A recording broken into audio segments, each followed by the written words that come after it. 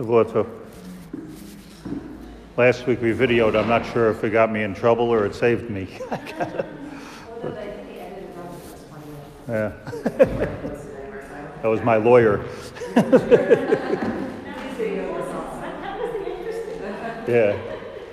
But I'm here, you know.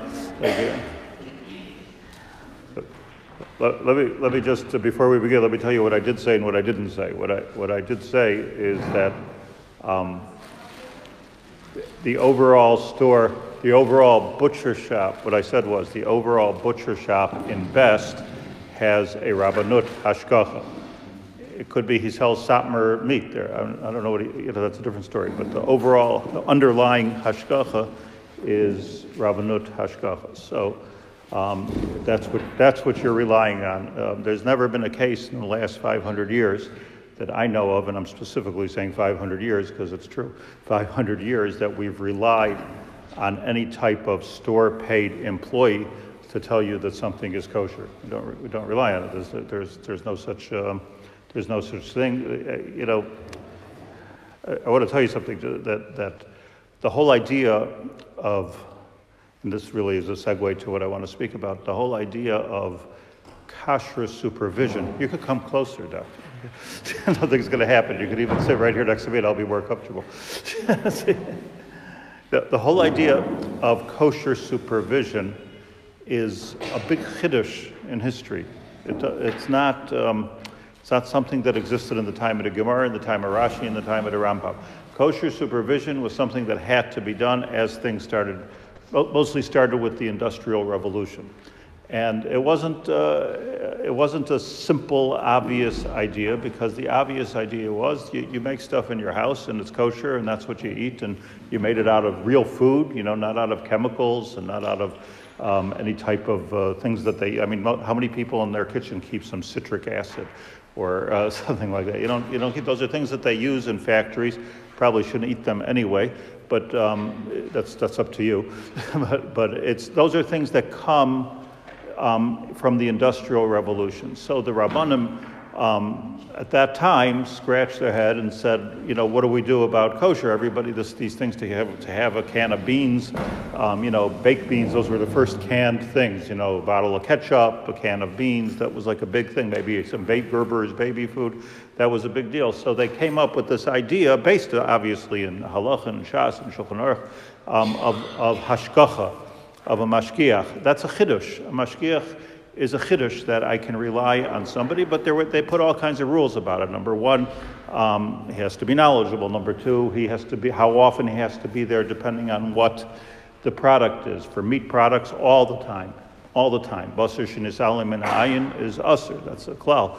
The mashgiach can never be hired by the store that's selling them for obvious reasons. It used to be the mashgiach had a key. He was the only one who had the key to open it up. So some of these rules obviously have to change with the time and with the countries that we live in and the way things are done. No question things have to change, but the whole thing is a chiddush, and we have to stick with the chiddush. In Gemara there's a saying, ein l'chabay ela chidushay, that if something's a chiddush, you can't expand on the chiddush. If something is a new idea, you can't expand on it. We have to stick to that idea for very good reasons. So, you know, as I said last week, you know, there's in this country, I'm from America. America's much more misudar. It's much more organized than it is here in terms of kashrus. I think there's less politics. There's a lot of politics in America, but somehow or another, you know, the OU did a fantastic job of organizing. I think they're up to something like 350,000 companies.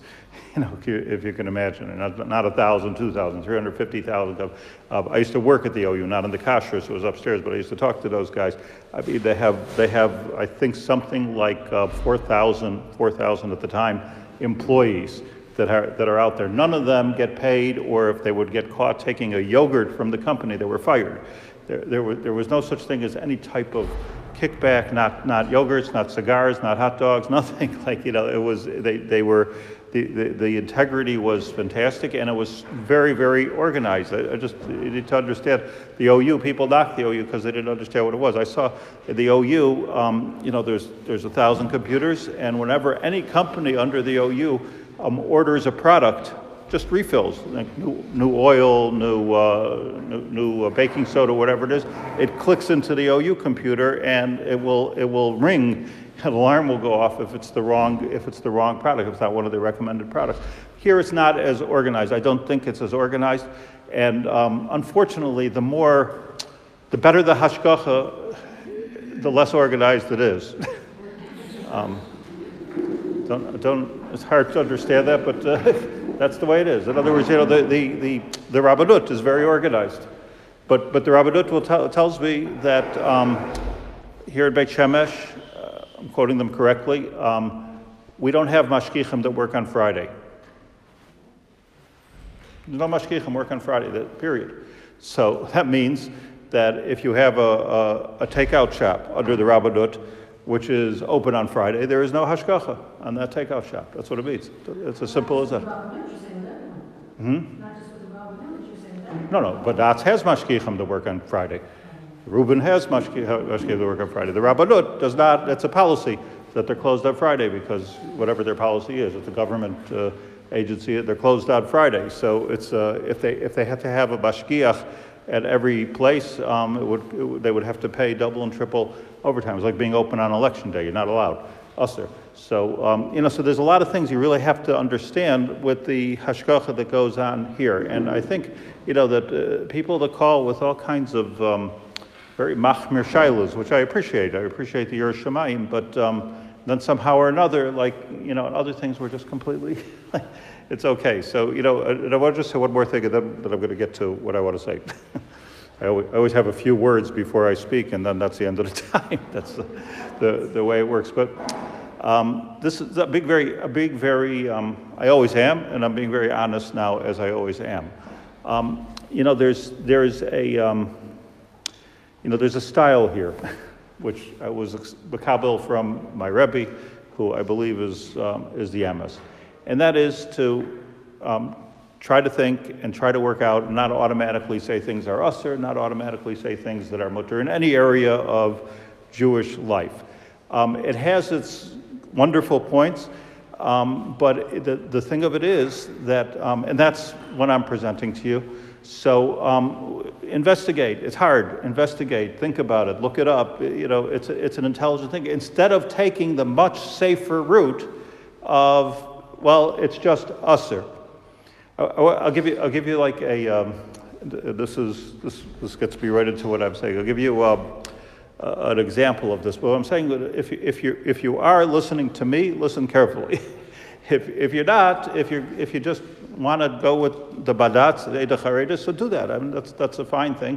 But then just do that. But then you're losing out on a lot of life. And I don't think that's the challenge of halacha. I don't think that's the way halacha works. I think the way halacha is supposed to work is that each thing becomes a shaila, and you're supposed to paskin on that shaila. Lefi ad mokem shiodenu magas. So I don't think it's the correct thing actually to just say everything is usher. I'll tell you, so many things I want to say, so thank you for listening and indulging me. But I'll give you just a couple of examples of this, which you should know about Kashrus, especially if you're kind of new to Eretz Yisrael. Rav Reuben Shlita, a tzaddik, a gadol b'Torah. I know him. I met him. I know him, but I met him. Talmid Chacham Muflag. His hashgacha is considered the best hashgacha in Eretz Yisrael. When you see something with Reuben hashgacha, it's the best hashgacha in Eretz Yisrael, better than the Badatz Eidach HaRedis. Why? Because he has a shita that anything which has any kind of question on it, meaning like if there's any machlokus, you go through Shulchan Aruch, there's Shach and a Taz, there's a Magen Avraham, there's a Taz, there's all kinds of machlokus. So his derech is that if there's anybody who questions anything, if there's one opinion out of 100 that say it's usher, he doesn't want it in his hashgacha. It's very noble. On the other hand, one can argue, and not only I do, but most Rabbanim argue, that that's not the derech of halacha. That's never been halacha like that, that if there's one shita that says it's aser. We have ways of paskening. There's a derech of psak. So the derech of psak is to go with rov, to go with, there's all kinds of ways to pasken the shaila, but not the Pri Megadim, not the Shach, not the Taz, not the Shulchan Aruch went that way. So on the one hand, from a marketing point of view, it's a fantastic hashgacha, and you really can't go wrong. But on the other hand, you're paying more, and it's, so once you're getting out of that and you're paskening or going with the big poskim, I'm talking about poskim like Rav Vosner, like Rav Moshe Feinstein, Zecher Tzadik Levracha. Once you're talking about the poskim, they paskened. They didn't just categorize things, they paskened. And this is a very, very important distinction, I think, that intelligent people have to understand, and you are intelligent people. I want to just start with the back here. There is, let me give out this sheet. I printed it. Let me give it to you. It's the same idea as glatt. Same idea as glatt. Exactly, glatt, but they look glatt in orange juice. Just pass these around and you can have these. This should be helpful to you. Okay, no questions yet. Turn it around. You can turn it around this way. Yeah. The page 1 is recommended kosher supervision for Pesach. So that's all I have. I'm sorry. I wasn't expecting to use dry one. Actually, here's another one. Thank you.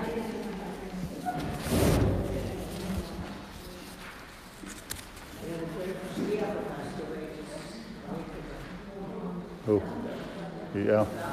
Yeah. The real thing. So let me tell you something very, very quickly, which you know, but let's just review it. In chametz, definition of chametz is one of 5 grains mentioned in the Hummus, which is exposed to water for 18 minutes. That's the definition of chametz. If it's exposed to water for 10 minutes, it's not chametz. If it's not one of the 5 grains, it's not chametz. That's the definition of chametz midaraisa midarabanan. There is no other definition of chametz as far as I know. There are chumras, but there is no other definition of chametz. Chametz means one of the 5 grains, and you have them here: wheat, spelt, barley. We say oats, which is a machlokas, but that's one of the 5, and rye. Obviously, wheat is the most common thing. Wheat is not chametz. Matzah is made out of wheat. Wheat is not chametz, so matzah can be made out. Matzah actually can be made, kosher matzah to be yotza and pesach, can be made any out of these 5. If it could become chametz, it could become matzah. If it could become matzah, it could become chametz. If you're creative and you want to make matzah out of something else other than these 5 grains, you're not yotze the mitzvah. So the only thing, it's ironic, but that's the way the Torah works. The only thing that's kosher matzah is something which can become chametz.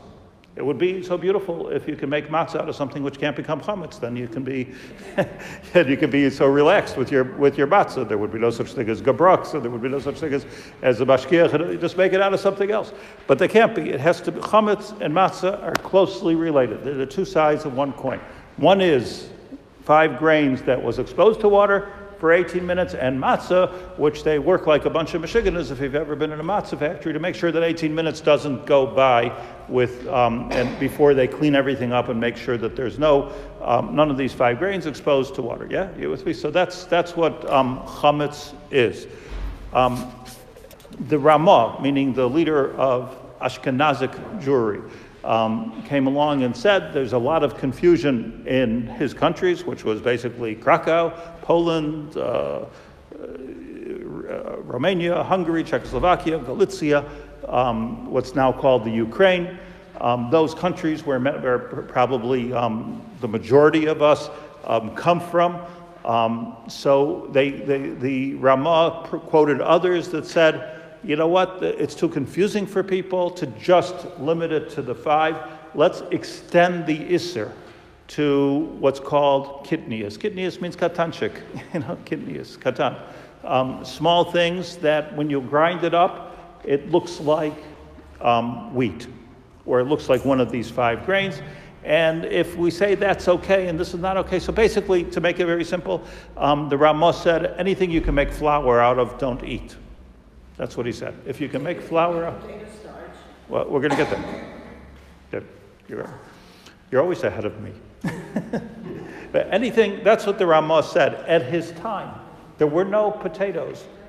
At the time of the Ramah, there were no potatoes. There was no such thing. Nobody ate a potato. Potatoes are a very recent invention. I mean, you can Google it. No, I mean, to imagine somebody would find a potato in their field, would they eat it? Who's going to eat it? Somebody ate it, it was good, and then it became a big industry. The potato founded the state of Idaho. So what happens here is the Ramah came along, and he was machmir in certain ways on the kidneys. Of course, it goes without saying that kidneys are not chametz, meaning even if you eat it, it's not chametz. It's not even a din. It's not even a chumrah. It's important, but it's a minhag. It has a din of a minhag, and the minhag is the minhag.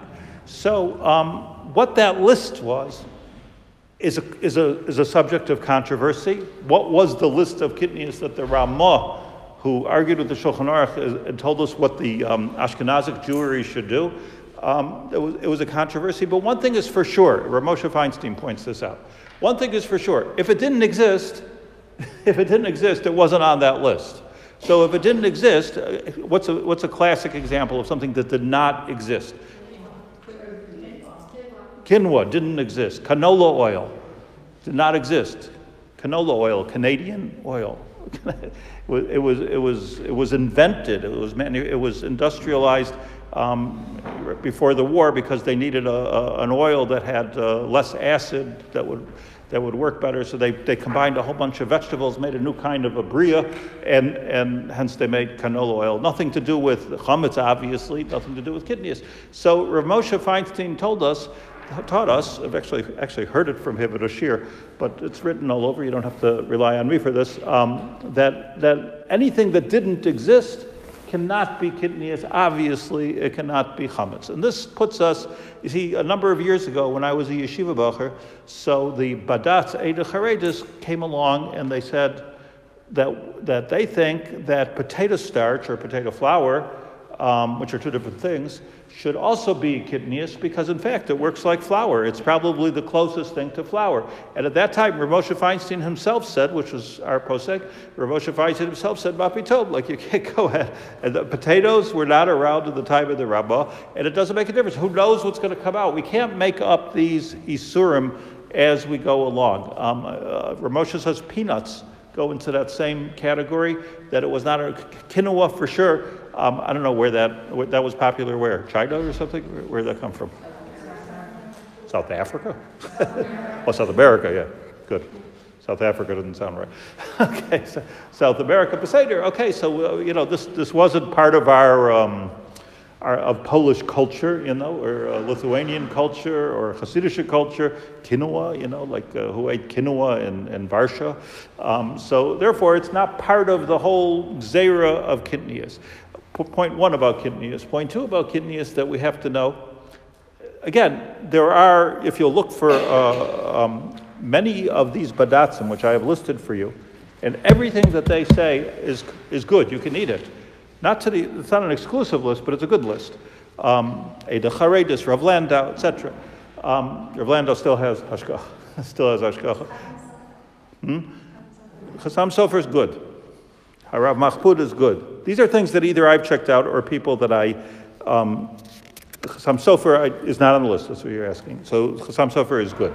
But every year, Chassam Sofer is divided into two. Right, so every year it's like a different thing, what the people that I trust say. And this year, what everybody I asked told me that it's good. Chassam Sofer is good for, both. For Pesach. So there are things that are not on this list, and I'm going to talk about them. But these are things that l'kula alma, everybody will agree that it's good. Again, you don't need me. This is things because somebody asked me last week or whatever last time, like what are the list of the things everybody eats? This is the list of what everybody eats. I was in your honor, the list of what everybody eats. So that's what that is. But I'll tell you a very interesting example. I spoke about this last year, I believe. In order for something to be chametz, as we said, it has to come into contacht with water for 18 minutes. If it comes into contact with water at all, we don't ask how many minutes it is. We call it chametz. So for instance, what's wrong with flour? Can you go to the store and buy flour, whatever the company, kemach? Can you buy kemach, Pillsbury? Can you buy flour? So the answer is, what's wrong with flour? It's just ground up wheat, and that's what they make matzah out of. The answer is that the flour that you find in the store, al pi rov, was washed with water. That's the problem. Hence, it becomes chametz gomer. So a bag of flour, unless you're going to get special flour that was used for the purpose of baking matzah, is 100% chametz.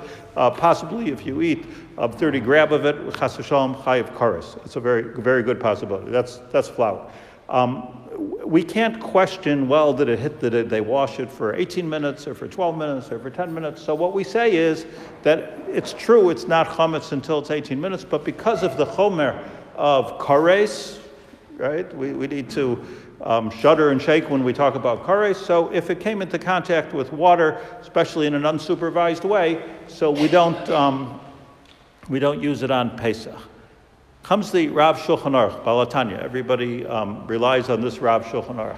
That if that's true, so you're allowed to take, right? You're allowed to take a piece of wheat, actual wheat. Let's say you go into your garden and you pick some wheat and you chew on it on Pesach. Perfect, nice. It's a nice thing to do. Wheat, barley, whatever it is. If it's not washed, 100% pure, you picked it out of your garden.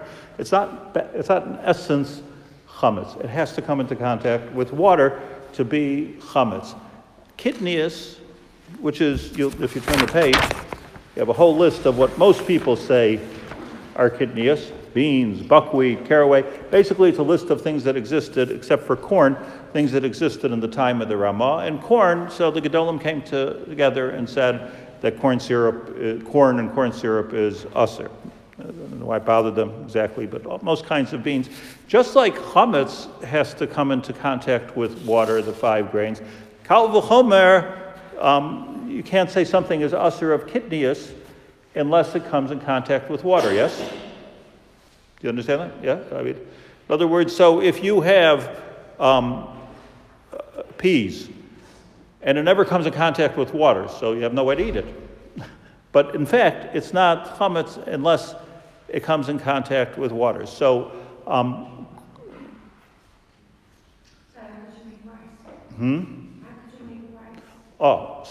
so you can't. So that's why rice is considered a kitnius, right? Rice is kitnius.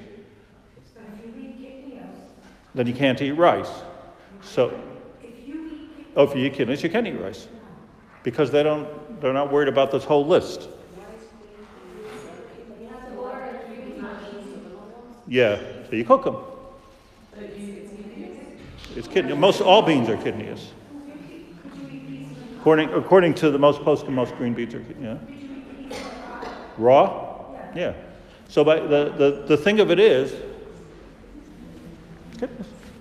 kitnius.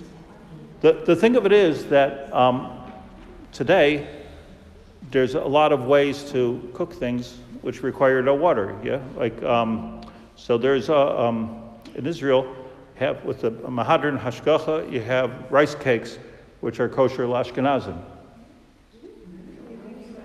So the hashgacha on it, you can buy them at the store. It comes from Modi'in, and it's called B&D. That's the name of the company. 2 Hasidic guys, one's B, one's D.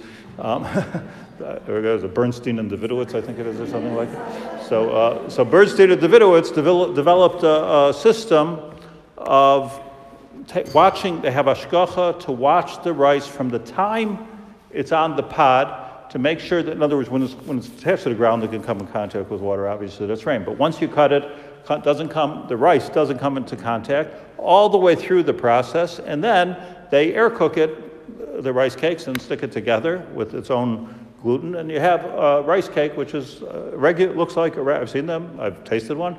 It's a regular rice cake, like all rice cakes, and it's under Mehadrin hashgacha. How could it be rice cakes Mehadrin hashgacha? So the answer is because it doesn't come into contact with water. It's all based on what the Shulchan Aruch Harav points out, and that is that kitnius can't be more machmir than chametz itself.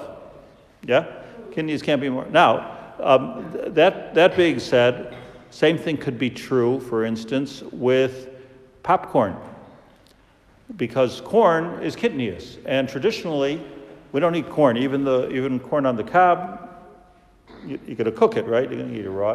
It's a meichel behema if you eat it raw. You don't make a bracha on it even.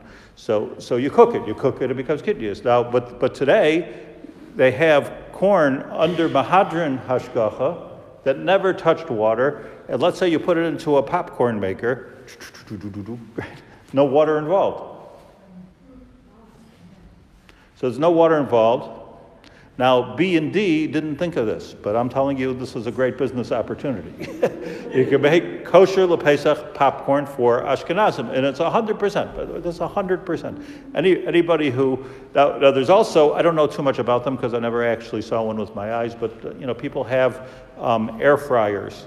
So an air fryer is instead of a deep fryer. So a deep fryer, you put the thing in oil, popcorn, let's say you put it in oil, but an air fryer does the same thing with air, with hot air, right? So it does the same thing. I don't know, I'm not a cook, I don't know what you make. Tell me 3 things you make in an air fryer.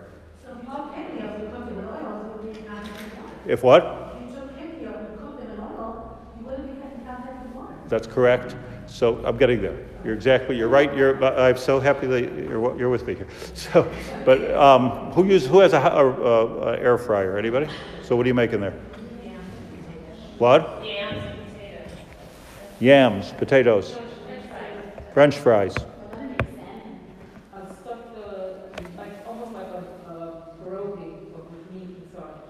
Yeah. Okay. Now let's say you take kidneys and you'd put it into an air fryer. I don't know if you can or you can't. Somebody gave me shalach manas air fried. That's the only reason why I'm talking about this. Air fried coconut chips. Coconut chips. I'm not recommending this. There's nothing. Yeah, he was just playing with his air fryer. I mean, but that's what he made. On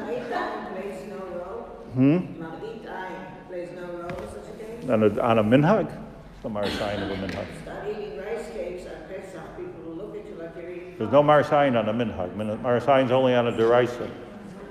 But I agree with you, eat it in private. But there's no halacha of marasayin. Marasayin, which the halacha is only deraisa. So my point is this, that anything which doesn't come in contact with water, or something which is in any way machmitz, real chametz, so then for kidneys it's for sure good. Even for real chametz it would be good. So for kidneys it would also be good, which is more relevant to us. Now, in an air fryer, you put a drop of olive oil, let's say, on it. Or canola oil, which I just told you was okay. Canola oil is okay, as long as you're sure that the hashgacha is good and it doesn't have other kidney stuff mixed into it, but canola oil onto itself, if you have pure canola oil, if there's such a thing, then... So the ones that say la'ochle la'ashkenazim ha'ochlim, this is how it's called in Hebrew, lipatit, right? Am I saying it good? Lipatit. I always thought it was liftis because I'm yeshivish. Lipatit, that's rapeseed oil, canola oil. So there's 3 categories in hashgacha. One category is Ashkenazim. The second category is Sfaradim, ha'ochlim kitnios, la'ochle kitniot.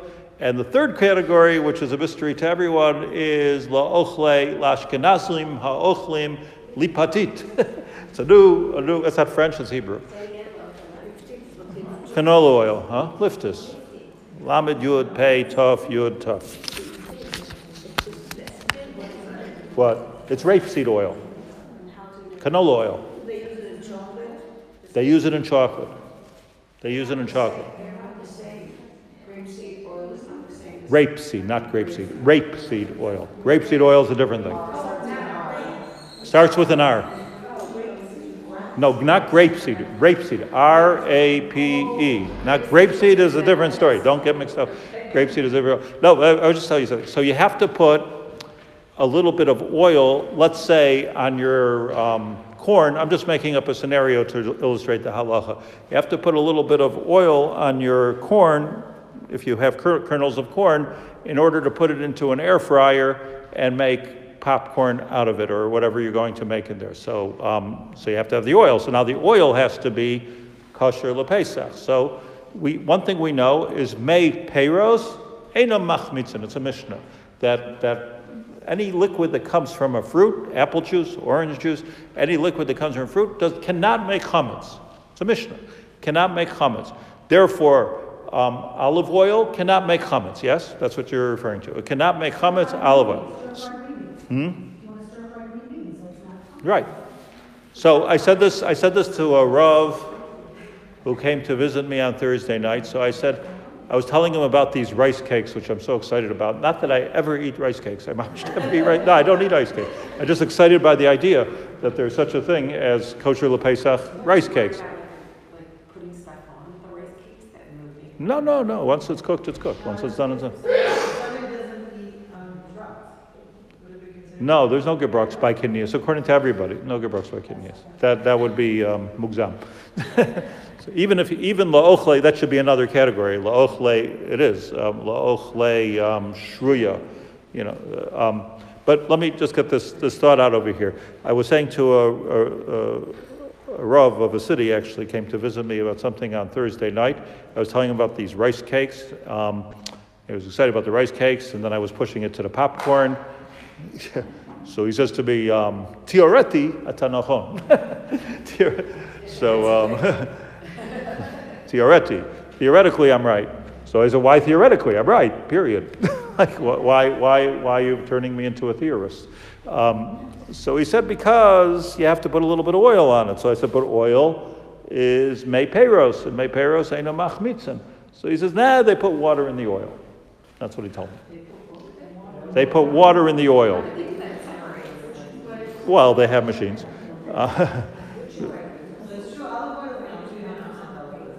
Well, if it says 100% olive oil, it's not true. How do you know? You say it's not true? In America, they add stuff to it, and that's why you see there's olive oil out there that doesn't have a kosher for Pesach. So here's the thing, that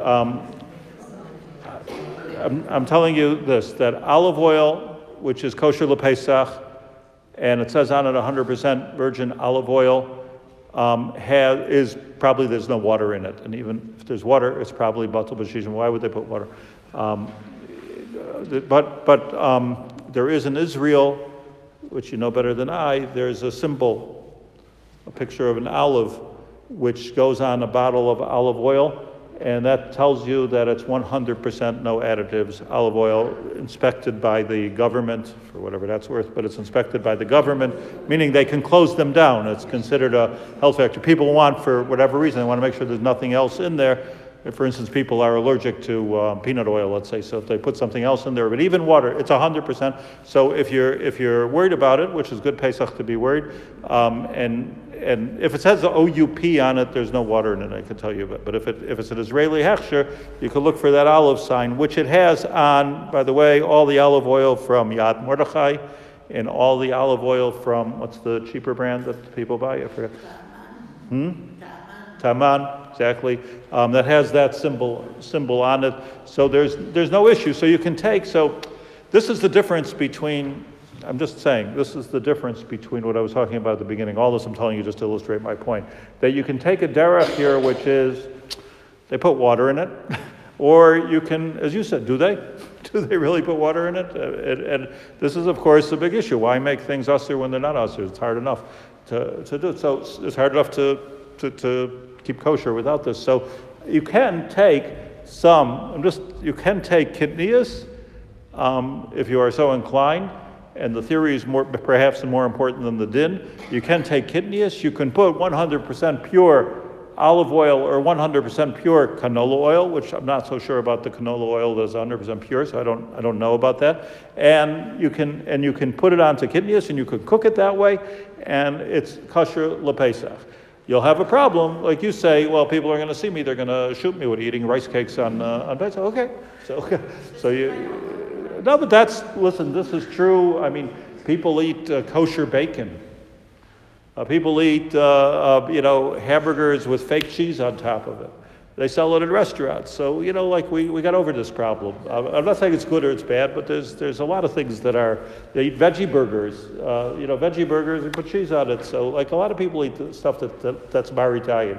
And that's much worse, by the way, because that's really, you take coffee creamer and put it into your coffee after you eat fleischiks. Also bar Italian. So these are all problems. These are all problems that it says in Shulchan Aruch, but somehow we got over that. So you don't have to start with the rice cakes, which is a minhag. Yeah. The idea of make the vote, What? the idea of make the vote, doesn't it turn into matzah shira if you're mixing it? So you can't be yotzei the mitzvah with it. All that means is that you can't. That's the raya that it's good, because matzah shira is 100% kosher lePesach, but you can't be makayim. You can't be makayim the mitzvah of matzah with it, because it's not lechem oni. You can eat it. If you find a good hashgacha, you can eat it. OU has a good hashgacha on it, 100% good for Ashkenazim. You can eat it, but the problem, this is the confusion, because people want to, once you start using matzah shira, you're going to use it at the Seder.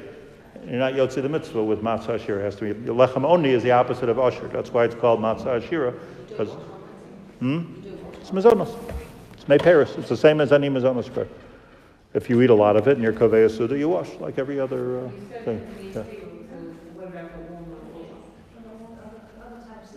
Walnuts is not, walnut oil is not one of the kidneys. I don't know about the water in walnut oil. I just know that olive oil doesn't have water in it, especially if that's all I'm saying. I just don't know. I don't know. Yeah. So, in other words, being a Kashrus person, if I like fresh string beans or peas in a pot, I can eat them on Pesach? How are you going to eat it? Raw? Raw. Yeah. Can you wash it? Well, you have to assume it wasn't. You have to assume it was never washed. Okay, but can I wash it? No. They can't come in contact. Again, the only reason I'm even telling you this is because you're going to wash any of these things, and you're going to check it for bugs, and you're going to wash it off, and you're going to do all these things, is that there are such things that you can eat. There are such things as you can eat. Yes. Hashgacha list, yes.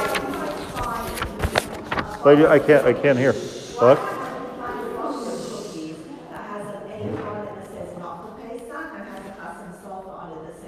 There's a very simple answer to that question. You find, it's a very good question. Everyone hear the question? You can find a box of cookies, as you say, that says, Eidach Haredis Badatz Lola Pez. And right next to it, it says, Rav Landau Kosher LePesach, or OUP, Chasam Sofer. It's a very simple thing, that the Badatz Eidach Haredis has their Kashrus for all year. And if you want to extend it to Pesach, you pay, let's say, I think it's 6% of the your gross manufacturing. So let's say Osam wants to be Badat Eidach Haredis, so that cost for the week of Pesach costs 10 million shekel, let's say.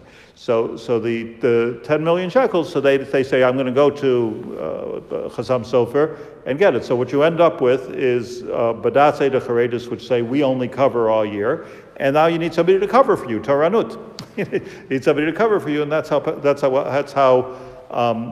Chasam Sofer gets into this. But it's not. I mean, if once you understand the business of kashrus, lo nora, it makes perfect sense. How do I feel about it? Everyone should make parnasa. I don't see any problem with it, because they just use the same box. It's the same. It really is kosher lePesach, except that the Badatz Eidach Haredis doesn't want to take responsibility for it. You can't pay them enough, because they require, frankly, 24/7 hashgacha on every product all the way through. That's the Badatz Eidach Haredis. That's what's so beautiful about it. But it's not necessary. So they say, okay, this is Lola Pesach, and somebody else comes and says it is LePesach. They checked it, and it is LePesach according to the normative standards that we're in, so it's fine. But on this paper, who Chasam Sofer is for this? I didn't list it because it's, what I listed are things that are good L'Kula Alma. That's what I listed. In other words, I didn't list Rav Auerbach either. I think Rav Auerbach is the best hashgacha out there. That's my person. I went there. I looked at the plant. I know Rav Auerbach. I think it's a wonderful hashgacha all year round. I think he's he's a wonderful person. He's so careful. I tell you a quick thing how I met Rav Auerbach. I was in Tveria, that little shuk that goes down to the water, So there's a vegetable store, fruit and vegetable store, and I saw like the oddest sight. I saw a rabbi dressed like this, underneath the boxes of the vegetables, the fruit and vegetables in the vegetable stand, laying on his back and looking with a clipboard like this. Check this, and I said, wow, this rabbi, how do you find a mashgiach like this? He stuck his head out, and I asked him, whose hashgacha is this? So he says to me, Auerbach. Auerbach. So I said, wow, how did Auerbach find you? He says, you don't find me, I am Auerbach. He says, he's Auerbach. I didn't know when I moved to Israel and I heard about I heard about Auerbach chickens. I didn't understand. I thought it was like a kind of a chicken, yeah, right. There's different kinds of chickens, we shouldn't even say that. We should say Rav Auerbach or Rav Reuben. We should talk properly. Chashuva person. So the thing, I digress, but it's just something I like to talk about. I digress because I'm not talking about Pesach necessarily, but the thing with one of I spoke about last time is the 12 points that make a chicken Mehadrin. So one of those points are that you check. There's different places where you have to check to make sure that the animal is healthy. So the Thomas Hagidin, which would be wherever there's, I don't even know, what's it called in English? No, where all the not a joint, but where all the sinews and veins come together. That's called a tzomet, like an intersection. So the Shulchan Aruch points to 2 elbows, depending on the animal, obviously, but something like 2 elbows and 2 knees. There's a big convergence of gidin over there. Veins, sinews, and what happens is that's fragile, and it easily can become damaged on an animal. Like you ride a horse, nobody's eating horses, but you ride a horse, it can damage the beast of burden can have a lot of damage to the and the weight of the animal itself. So the halacha is you have to check the tzomas hagidin to make sure that they're not damaged. That's something that every shochet does. On animals, on chickens, you don't have to check the tzomat hagidin. That's what it says in Shulchan Aruch, that you don't have to check the tzomat hagidin on the knees of a chicken, walking around. And the reason is because a chicken is not a beast of burden, and a chicken is not so heavy that it can hurt those tzomas hagidin. So the Shulchan Aruch tells us, before that you don't have to check the tzomas hagidin on chicken, period. Comes the Mehadrin Hechsherim, correctly so, and they say it's not true any longer.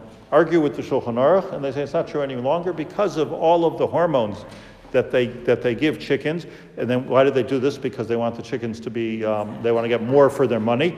So they raise the same chicken, but it grows double the size, and you charge by the pound. So these are not, and they don't let them move, and they fatten them up. So they fatten up the chicken.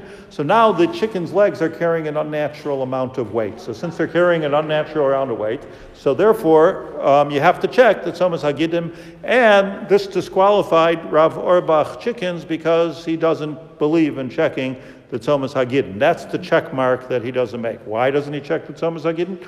Because there's no hormones in Auerbach chickens. So this is where people are not being intelligent here. So once you understand why he doesn't check the tzomas hagidin, is because he's going according to the Shulchan Aruch without the. In other words, he also would not eat or give a hechsher on hormones, but he told me he only eats things without hormones. He doesn't eat personally. He just doesn't eat anything without hormones. He doesn't want to give hashgacha to things because he feels they're so unhealthy, to things that have all these hormones injected. Besides for that, once it has hormones in it, the chickens, I know I'm not talking about Pesach, but Pesach eat chicken also. But once it does have hormones in it, besides for the health hazards, that means that they injected it. And if they injected it, right away you have a new shaila, because that needle can puncture all kinds of things in a chicken that can make it into a treifa. So the badatzim, anybody who's called a badatz, are very, very careful, the mashgiachs, very, very careful to use very, very short needles and to only put it into certain places, even though it's not as effective. So the companies, the balabatim of the companies, are arguing with the mashgichim about this. But this is what they do, ad kadei kach, that they break the needle in half. That's how it goes. And we're not talking about kupat cholim. We're talking about, shlachtos. So they just simply break the needle in half and they puncture the chicken with a shorter thing. And by doing this and torturing the chicken like this, they're not making it into a treifa. Interesting, here's the chumrah. Here's the interesting chumrah that on a Rav Auerbach chicken that people feel like, he doesn't give any hormones, so there's no needles to begin with. The whole injection process doesn't take place. So you don't have to worry about the tzomas hagidin. It's less of a problem. You don't have to worry about the injections. And there's so many things on the list that all of a sudden you don't have to worry about. So it becomes a chumrah to eat it. That being said, if you eat a badatz Eida Charedus chicken, it's also good because they're watching all 12 points. But you see, this is the way it works, and that's my digression about chickens. The meat that you eat, there's no such thing as Rav Auerbach meat. That I know of. The meat comes, most of the meat that we eat comes from South America. And this you should know, yesod, the meat most of the meat in the market comes from, there is some shchita in Eretz Yisrael, very little shchita. It used to be that the badatz, Eida Charedis, had something they called shchutei chutz. They used to write on it shchutei chutz. They don't use it if it came from outside of Eretz Yisrael. It's too hard to have you don't have a meaningful amount of, now the meisharim oilam even, and that oilam grew so big with kids, whole Beit Shemesh, it grew so big, they can't just rely on Eretz Yisrael cows. Eretz Yisrael cows, not reliable, not enough of them. Imagine, like you'd have to kill them all in one day. It would be, so where are there a lot of cows? There's a lot of cows in South America. What do you mean enormous amount of cows? They won first prize against the Refet Kibbutz Chafetz Chaim. I understand. So there is Chafetz Chaim. That's an example. They don't have so many cows. You're talking about 1 million Haredim in this country. That's a lot of cows, But so meat comes, generally speaking, from Argentina, Uruguay, Brazil. That's where meat comes from. And the way it works is that anything that comes from Brazil, I hope my information's a couple months old, but I think it's true. Anything that comes from Brazil is not Mehadrin, generally speaking. Anything that comes from, usually the ones that come from Argentina and from Uruguay are Mehadrin. And the reason is very simple, that there's a Rav Lavin in Argentina and somebody else in Uruguay. Uruguay is Bechal, very firm place. And they come in, and the Eretz Yisrael mashgichim go there, and they have, so interesting, they have cameras in the badatz here. They have cameras on the internet that like this that are in the shlachtos in Argentina, and they're watching it here from Yerushalayim. Besides for sending a mashgiach, they're watching it 24/7. They're watching. Cow moves, ding, the alarm goes off. So Brazil, interesting. I don't want to say anything bad about Brazil. Somebody here from Brazil? Okay, so I could talk about Brazil. The thing with Brazil is that Brazil, for some reason, very chashuv people, the hashgach and everything, but they don't let anybody come in. Either you trust us or you don't trust us. That's the deal with Brazil. How does it come out in the supermarket? That everything from Brazil is Rabbanut, everything from Argentina and from Uruguay is Mehadrin of some sort, depending on whose hashgacha it is. So, fascinating. So you could almost, I'm not suggesting you do this, you could almost look at the country, and listen, they sell pig in Argentina also. That doesn't mean just because it came from Argentina it's kosher. But I'm saying when you see a hashgacha from Argentina, usually it's a Mehadrin because this Rav Lavin, who's a Mir Talmud and a chashuv a person, the Mir mishloach of meat that comes to Mir Yeshiva that everybody's buying, that's all comes from this Argentina Rav Lavin. It's 100% good. There's no problem with it. Hormones, I don't know anything about what they do there with hormones, but it's 100% good. That's how it works with everything that's everything that's Mehadrin in chicken and meat is kosher Pesach. All year. One of the things, but you don't have to worry about this except for Pesach, but all year round. In other words, they're makbid in all of, I'm not talking about anything with prepared. Once it's prepared, like schnitzel that's prepared or something like that, could have breadcrumbs on it. But I'm talking about like if you'll look at the package. On the package itself, it says kosher Pesach. It says, you buy Hanukkah, it says kosher Pesach. It's always kosher Pesach. Just like in America. In America, Empire chicken is kosher Pesach all year round. No matter when you buy it, it's kosher Pesach. Yes, it is. They're not eating Hummus. It's sheker. With all due respect. There are departments where they have prepared empire. That's a different thing, kitchens and things like that. The empire shechita is 100% kosher Pesach all year round. There's no such thing as anybody eating anything there. When you go into the empire plant, which I have, you put on a mask and you put on a hat, and I think, I thought I'm going to do an operation.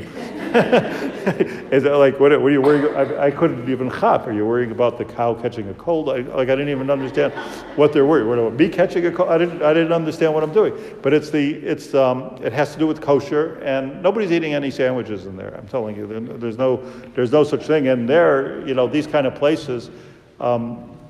I did hear this once, and I know everybody asks me this, so I'm just going to talk like, Badatz Beit Yosef is a Mehadrin hashgacha. According to law in this country, anything that says Badatz on it, people say, well, there's a lot of Badatz, everybody's a Badatz. But the truth is that if it says Badatz and if it says Mehadrin, that has legal ramifications. They're not allowed to write Badatz and any Badatz, and that's why all of these are Badatzes, I think, right? Badatz. Mehadrin Snuva is not called a Badatz, but I think actually it might be called a Badatz if you look at it. Where was I? Remind me? Oh, Beit Yosef. So Beit Yosef is a Badatz, and it's good. And I heard, and I might be, don't trust me on this, I don't know. But I heard once that in the Torah factory of chickens, even though it's Badatz Beit Yosef, and by the way, people say this for Sfardim and Ashkenazim. Sfardim are more machmir in Shechita than the Ashkenazim, they're not less machmir. Shechitas Beit Yosef, meaning Beit Yosef, Rabbi Yosef Karo, Shulchan Aruch, he was more machmir. When I learned to brisk, they would only eat Beit Yosef, not Beit Yosef or Vadi Yosef. Beit Yosef to Beit Yosef. The Sfardi Shechita is very, very machmir. It's a sharper knife, and they're checking more things. Sfardi Shechita is not a problem.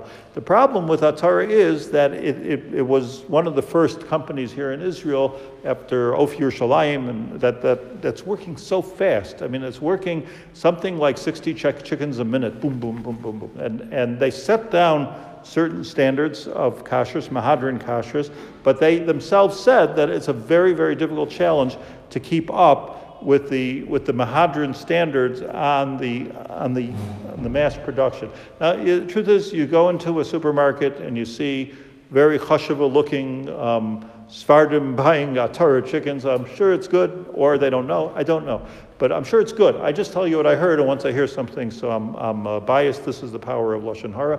And I heard that on the Torah chickens, it needs bedika. And for years I've been trying or meaning to actually get a way to get into the factory and see with my own eyes, because I feel when I see with my own eyes, it's a completely different look. Okay, we have 5 more minutes. Let me take a question. 2 questions, yeah?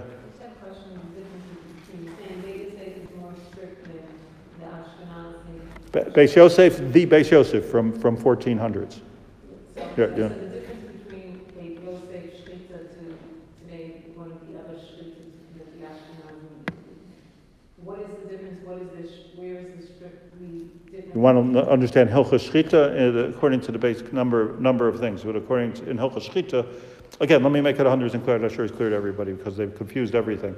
There's Beis Yosef. He's the man who wrote the Shulchan Aruch. Rav Yosef Karo wrote the Beit Yosef, and he wrote the Shulchan Aruch. There's a hechsher called Beit Yosef, which has nothing to do with that. That has to do with Rabbi Vadia Yosef. Beit Yosef, nothing to do with the Beit Yosef. They never met. Two different things. So you're not talking about Beit Yosef Hechsher. I don't know why they named it that. Beit Yosef Shchita, which is Sephardi Shchita. So there's a number of things which are different. One of them is it's a double-edged knife, which is sharper. What we call glat, by them everything is glat, meaning the definition of a sircha, which is some type of a blemish on the lung. If you look at what the Beit Yosef says is a blemish on the lung, in the Ashkenazi world, that would not be considered a blemish.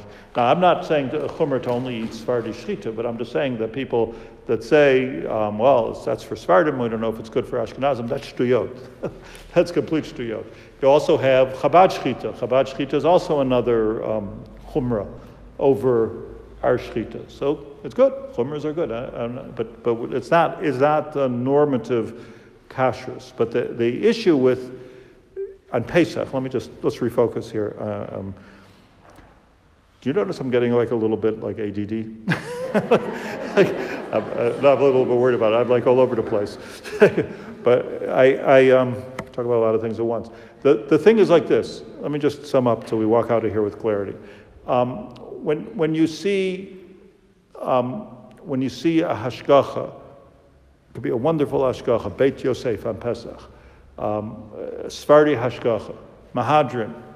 But if it's a Sephardi hashgacha, then it will say on it, la'ochle kitnios, because they eat kitnios. So that's not a good hashgacha for us if we're being noeg Ashkenazim, period. Let's say we're not so machmir on some of the things that they're worried about Ashkenazim about. Yeah. So, okay, like in other words, peanuts. I'm not worried about peanuts in my life. I don't like them, but I'm not worried about them. You know, so let's say the Sephardi Rav Machshir says, "Oh, Ashkenazim don't eat. Some Ashkenazim don't eat peanuts or peanut oil even." So I'm going to write Lo'ochle kitniot bilvad. So you could say, but okay, I eat peanut oil, but that doesn't mean anything because since it's Lo'ochle kitnios bilvad, they allow themselves to put other things in there, and they're not so machmer on it. So something which says "Lo'ochle kitnios bilvad," you shouldn't eat it. You shouldn't eat it. If they say that the second level is that it's mutter for Ashkenazim if you use canola oil, that seems to be their big thing, the big borderline. In my opinion, you can use canola oil, and it can actually be a lot less expensive than some of the oils that are on the market that people are machmer to buy. You can use canola oil, assuming it has a good hechsher, and if you can find one that says Ashkenazim, this would be the best thing. There are 2 or 3 brands. I'm sorry, I don't know them. And then you have these badatzim and Mehadrin, which have halachic significance, and you can eat them. We spoke about Rav Auerbach. You can eat them. At the beginning, I spoke about best for a minute. I don't want to speak about best too much, but somebody said something. I hope it wasn't one of you, but one of the it was your fault, was it? But somebody said First of all, I never said anything about fruits and vegetables. Nachon, I never said a word about fruit. Okay, no, I wasn't accusing you of it. But I just want to say that, but somebody responded and said that there's no such thing as a mashgiach of fruits and vegetables in any place, even in the Mehadrin places. This is ridiculous. Of course there is. Of course there is. If there's fruits and vegetables in a store under Rav Reuben or under the Badatz Eidach Haredus, the mashgiach is there all the time. He's not there 24/7. He's there all the time, like Rav Auerbach, sitting under the boxes and looking at the. If you go to the wholesale market, which is outside of Harnof, Givat Shol, over there, you'll see in the Badatz Eidach Haredus fruits and vegetable stores, there's 4 or 5 mashgichim standing there all the time. So of course there's different hashgachas, and in Yesh there's hashgacha. You don't necessarily see them just because you see a guy who looks like a frum guy looking at the cucumbers. You don't know that he's the mashgiach. Not that he's hiding, but you don't know that he's the mashgiach. It's not like you're going into Waldbaum's or something like that. It's he's a mashgiach. So when it comes to you have to look. Let me just end with this thing. You have to look at the hashgacha. Read your labels. Be intelligent consumers. Look at the hashgacha. You should know that in the health food store, and I found this myself, in the health food store, so they innocently take things out of big packages and they repackage it into small things. Now, I don't know. I mean, they're not from. Don't know if they're makbid, not to eat near it or not to, or if it is exactly what it is, or to use fresh things. So you don't use that. But they'll tell you, look, it came from a badatz. But there's, we have standards here. So we're not eating things that are repackaged. It doesn't have a mashgiach standing there. The labels that you see should be originali. They have to be real labels, original labels, and it has to have the stempel of the badatz on it. So and everybody does it. This is a problem in this country. They're repackaging. They buy in bulk and they repackage. So don't. Fruits and vegetables you're buying. It says on the hashgacha, right? Frozen, by the way, frozen vegetables. So is kidneys. Why is it kidneys? Because they wash it off with a wash thing, which is kidney citric acid, other types of kidneys. Not all, unless you see hashgacha for Pesach, for Ashkenazim. So Bodek has, let's say, there are different ones that are kosher LePesach. Or get completely unwashed, if you're really brave. Get completely unwashed, fresh, and check it. You can do that too. But I don't want to get started with that. So I wish everybody, yeah. Can you clarify the fruits and vegetables story?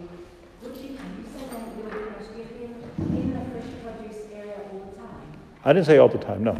I said that if a place like Yesh Mehadrin, if they have I think it's Rav Reuben, so it says that's a different Rav Reuben, but they say that it's kosher under the hashgacha or Trubas Abaishus, he sends his mashgichim in there and they are watching it. If it's under the Rabbanut, they don't do that. And you shouldn't eat fruits and vegetables that are under the Rabbanut. Why? Because they don't take Truma and Meiser the same way we do. They just don't do it. It's kol hakavod to them, but they don't do it. And the reason they don't do it is this goes back to the beginning of the state, where they couldn't bear to throw away 100 cucumbers. Understandably, people were poor and people were starving, so they made all kinds of kunsim to put it back, like Shemitah. So it's not that they're bad people, but the Mehadrin fruits and vegetables are Mehadrin fruits and vegetables. So there's no wiggle space on that. You have to have a Mehadrin hechsher. But I'm just telling you that if there is a Mehadrin hechsher there is a mashgiach that goes in. If it doesn't say Mehadrin hechsher there, which I don't know, for instance, in Best, if there is or if there isn't, it says Efrati what? Does it say that the fruit and vegetables under the Efrati, or it says that they have a shipping slip from Efrati? Well, that's the difference. You see, that's why you have to read it, because on their takeout store, it also says Rav Mahpud, and all it is just an invoice which says that they received a shipment from Mahpud, which I'm sure they did. It does not say it's under the hashgacha of Rav Mahpud. Oh, could be. I don't know. I tell you the truth. No, I said this last week. I've never been in Best in my life. I don't. Baruch Hashem. If it says it's under Rav Efrati, it's under Rav Efrati, and it's good. If it is, it is. And what's true is true. But the butcher shop, the butcher shop doesn't say Rav Efrati, right? The butcher shop doesn't say Efrati. What does it say? Rabbanut. It says Rabbanut. I have a picture of it. So it's Rabbanut. I'm just saying it's Rabbanut. That's a fact. No, because he called me this week and he said, "Did you say my store is treif?" Thanks to everybody here.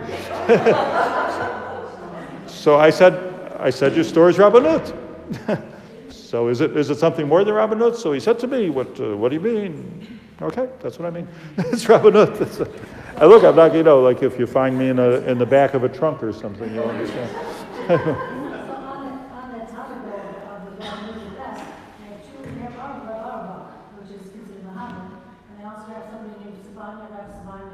But Drury is a wonderful Jew. Rav Drury is a wonderful Jew. But it doesn't say, I don't believe that it says that this chicken, that somebody is watching, that the chicken in the butcher shop came from Rav Drury. You know the famous, no, I don't think it says that. What it says is that they received a shipment from Rav Drury. Like I'll end with the famous story about somebody who went into a falafel shop and he said, "Is this kosher?" Is it kosher? So he shows them. He says, "You see what I have? The pictures. I have Rav Abuchatzira here. I have the Ben Ish Chai here. I have the Chafetz Chaim here. What do I have here? What do you mean is it kosher?" So the person said, "If he would be standing there and your picture would be up there, I'd be happy to eat it." But a picture So this is what it is. It's a picture. All it is a picture that there was a delivery order. And I'm not, by the way, let me make myself clear. I'm not saying anybody's trying to cheat you, or I'm not saying anybody's underhanded. Chas v'sholom. I mean, I'm the last person to say this, and they seem like very nice people. I'm just saying that the din is that we eat things with hashgacha. And for people on our madrega, I get calls about somebody who didn't check one bean and then fell into their cholent. What should I do? For people that are such yirei shemayim baruch Hashem, so don't. What are we eating rabbanut? It's not the correct thing to. It's not the right thing to do. Don't eat rabbanut. There's a din of hashgacha, and it's not a matter of you know the guy, you like the guy, this is the guy. This is not the issue. It's not. It's rabbanut. That's the underlying hashgacha.